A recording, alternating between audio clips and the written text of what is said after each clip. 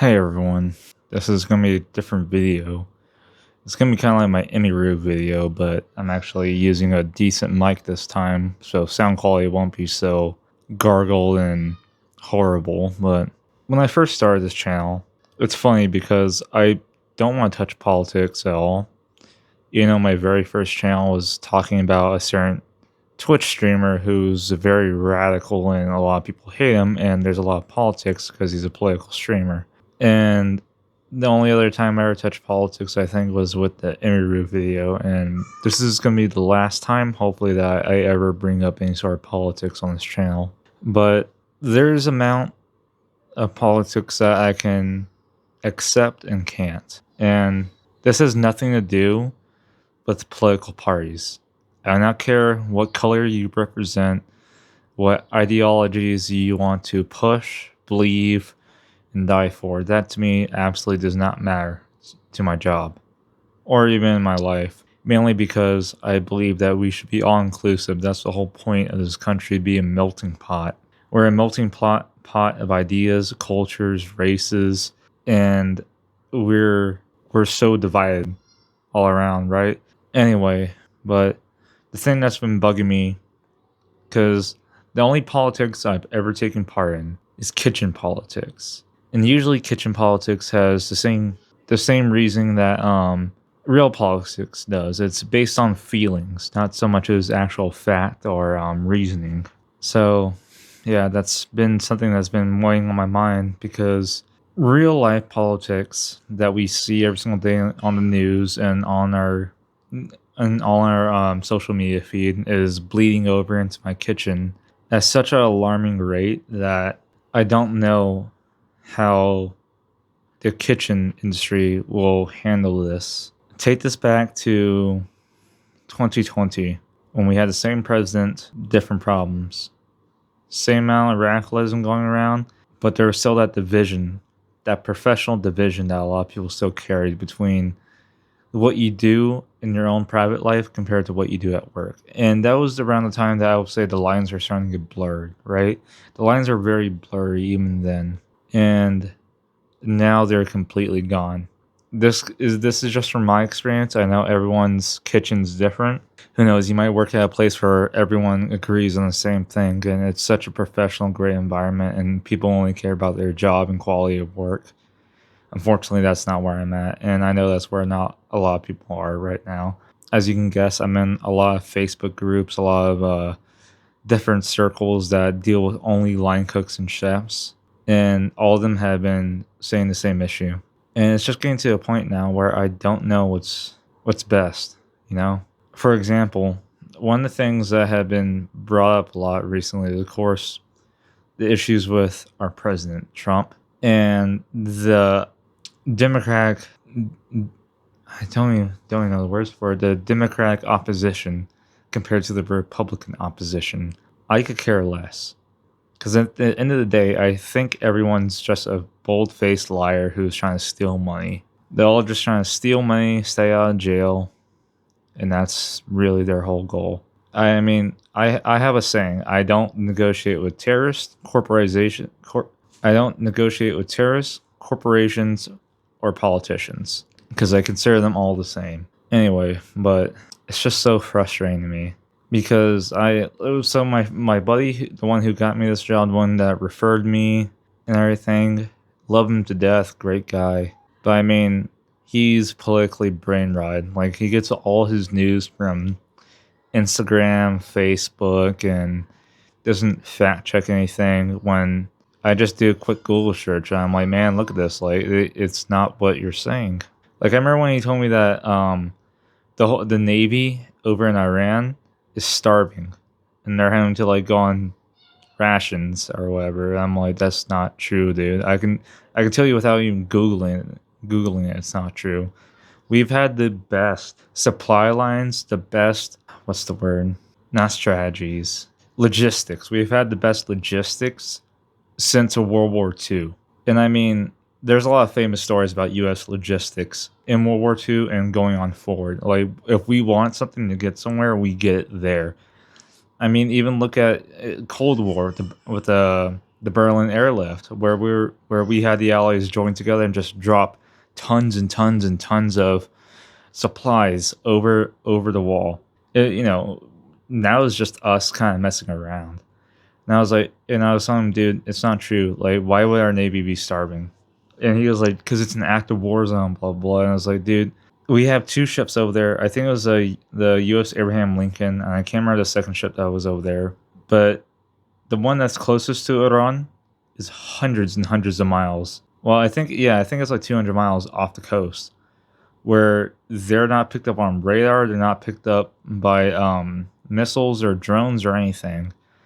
And then I think the other one that we have is over in the Gulf. In the Gulf, I can't remember the name off the top of my head, but they're again hundreds of miles away to where Iran can't touch them, and they're in friendly airspace as well. Why would our navy be starving? And he was like, no, that's just what the U.S. That's just what the government wants you to think. That's what Trump wants you to think. And he's so bought into this too, right? That there's just no reasoning with him. So I didn't try to reason with him at all, because you can't. If somebody does not want to listen, they do not want to listen. If somebody is open to a conversation to have their mind changed, yeah, you could possibly do it, but that just wasn't going to happen, right? So I just dropped the subject and, moved on to the next thing. But recently, it's just been getting worse and worse. Not just him. I mean, like, not everyone that I work with, because there are certain people in my kitchen that are in higher positions that understand that bringing stuff up like that does more harm than good, right? Anyway, but like another part of it was like my kitchen, all of us got in trouble for quote unquote misogyny.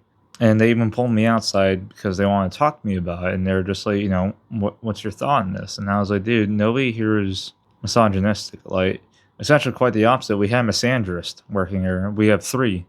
We have three misandrists who openly say that they hate men.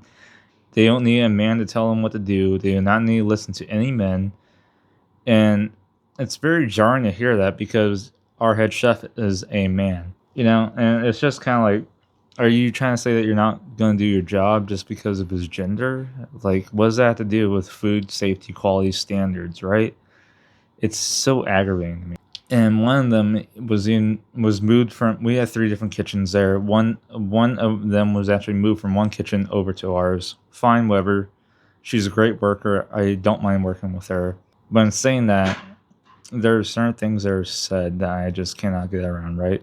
Like, one of them was like, okay, she used to work saute over there, and they have a guy going to fill in saute, and she was like, yeah, they're probably going to set them more just because he's a man. And I just wanted to bang my head against the wall, because I was like, that's not, like, okay, sure, there might be one person there that might think that because they're legitimately misogynist. I don't know. I don't know those people. I'm not going to pretend like I do.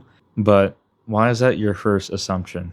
Like, it's just so aggravating to me. Like, yes, there are real life scenarios like that, but to name out every scenario that happens like that, whether or not it's true or not, and say that's what it is, really, really diminishes the point that you're trying to make and the overall goal, right? Because you want people to be all inclusive, and you want people to not be misogynistic. But when you're pointing at people, calling them misogynistic, labeling them as villains, and then those people start to feel resentment. And I mean, they pulled me outside, they told me about this, and they're like, yeah, everyone's underneath a microscope right now. So now, when I work around these people, I'm wondering to myself, what am I going to do wrong? Like, I'm a little bit worried to work with them, because I might say something that I do not find inappropriate or wrong or anything.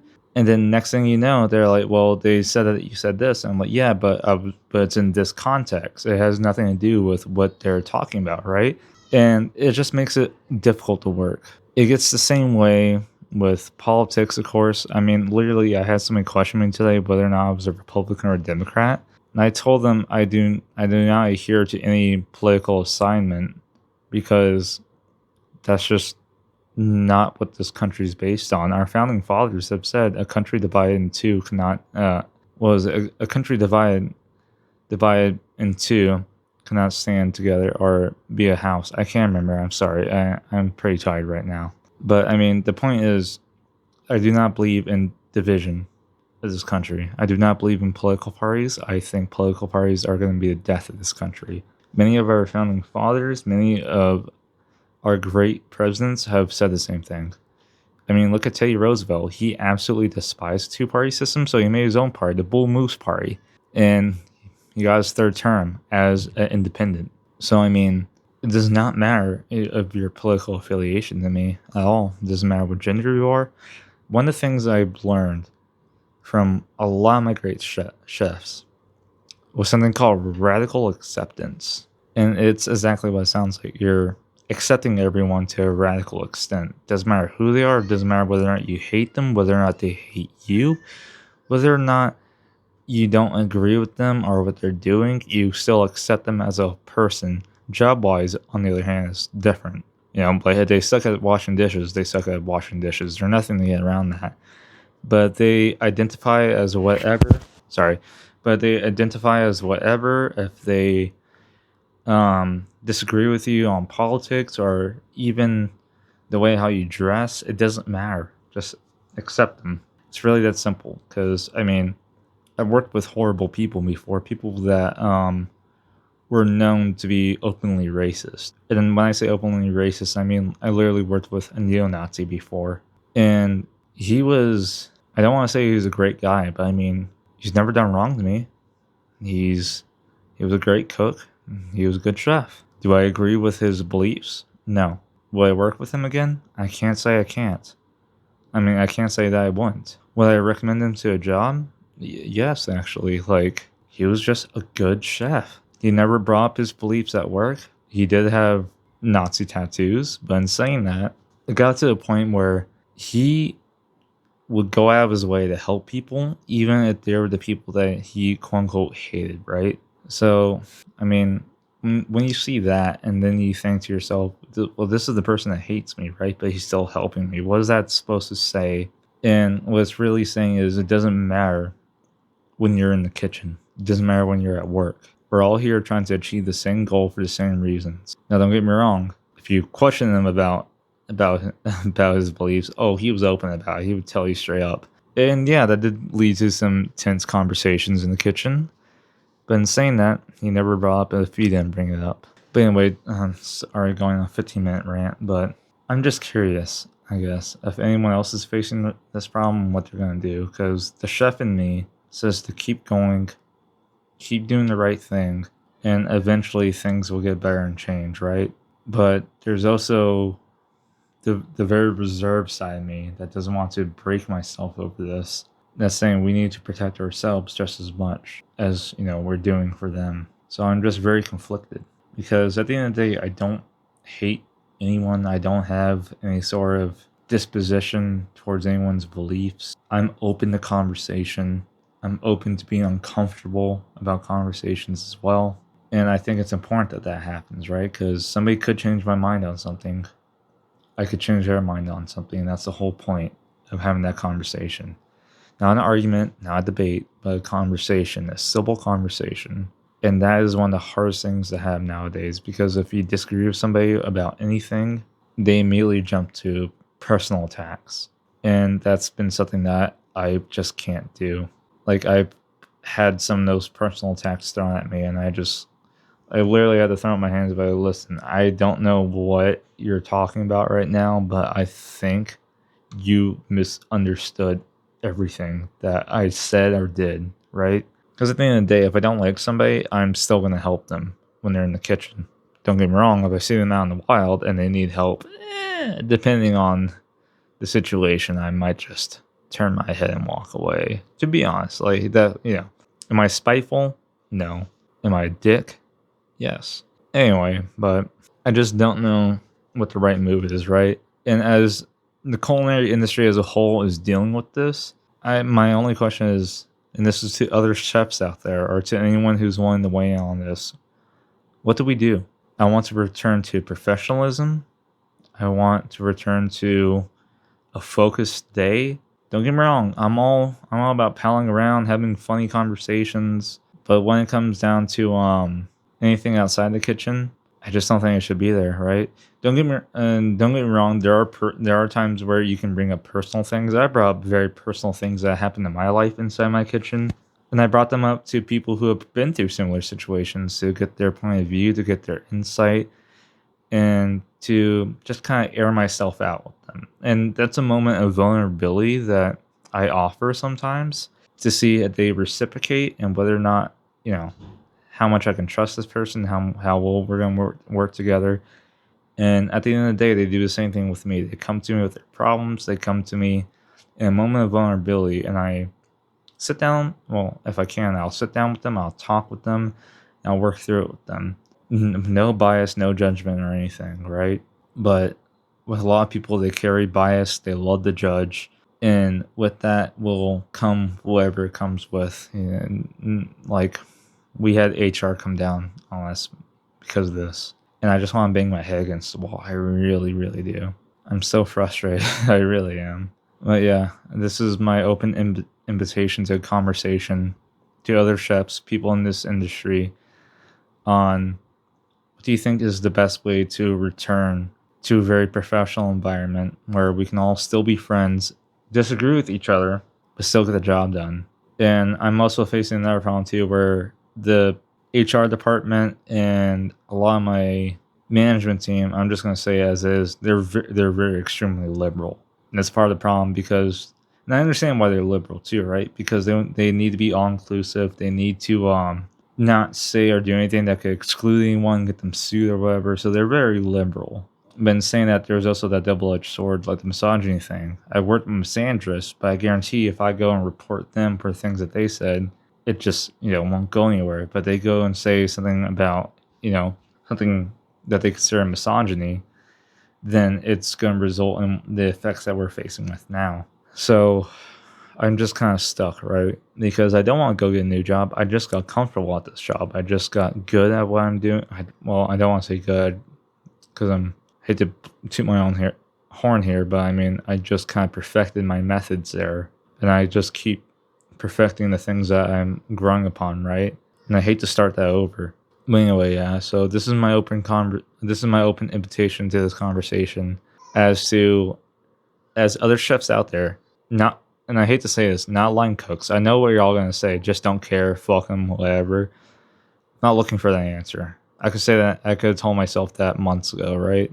But I'm looking for other chefs out there that are dealing with the same thing and wanting to figure out how they can get around it and return to professional environments. Anyway, I've been rambling on for quite a while now, guys. Thank you for watching this, for anyone who does watch. Please like, comment, share. Again, let's have a conversation about this down in the comment section. Go check out W Energy, code BunnyClava at checkout. Save yourself that 10%. Anyway, yeah, guys, thanks for listening, because this has been something that I've been wanting to get off my chest. I don't have a lot of people to talk about this with. And this is also another reason why I had this channel, because I'm doing me on this channel. But I also wanted to do stuff for y'all as well. In saying that, live streamings will be coming up here pretty soon. I already got a couple live streams up that I did. Did two of them making recipes. One was a reaction to some Epicurious videos. Unfortunately, I don't know why, but those don't have any audio. Like nearly a 2-hour stream with no audio. Very, very frustrating. But yeah, I'm gonna be fixing that here pretty soon. Might even go live tonight and talk about things or work on a recipe or whatever. Anyway, me rambling again. Thank you for anyone watching. This has been BunnyClava. Go check out W Energy, code BunnyClava. Check out, like, comment, share. Subscribe as well. That would extremely help me. And I hope y'all have a good day. Peace out, y'all.